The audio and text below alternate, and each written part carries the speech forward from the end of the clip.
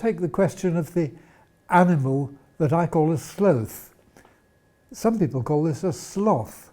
Now this is a spelling pronunciation. In fact, because the sloth, the deadly sin, is related to being slow, it's like warm warmth, slow sloth.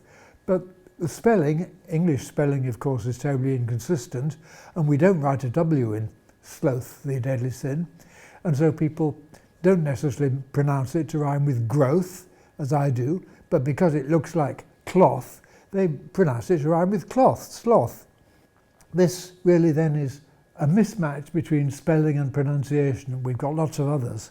In intonation, I'm always interested in words or interjections that have a fixed tone pattern. For example, if you nearly drop something and you say, oops, that's got to be said with a rising tone. Whoops, going up. You would never say oops with a fall. Conversely, if we take the greeting hi, a new greeting during my lifetime, when I was a boy we said hello, we didn't say hi. But if you're going to say hi, it's more or less got to have a fall, hi. Whereas hello can quite often have a rise, hello. But people don't often say hi. So there's this strange fixed relationship that hi seems to require a fall, whereas hello can have anything. I don't know why that is.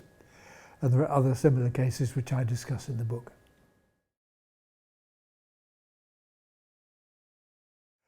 Well, I've always been very interested in phonetics. I've been very lucky in that I was able to make a career out of doing something that always interested me.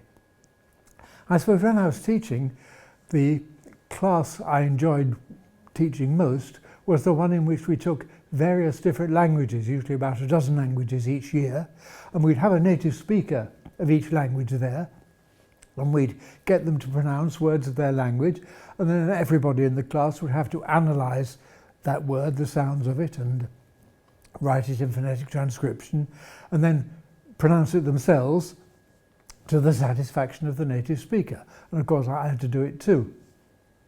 I mean, this way I got to know about the phonetics of something like 50 different languages, which was very interesting. Well, I suppose like anybody else, I made mistakes. And this is the great thing about the internet, because you get people writing in and saying, look, it's not what you've got here, it should be something different. And so now when I was preparing the material for publication, well, I can take into account those corrections or suggestions or further points that people would write in with. And I hope that means that the book is better than the blog entries were.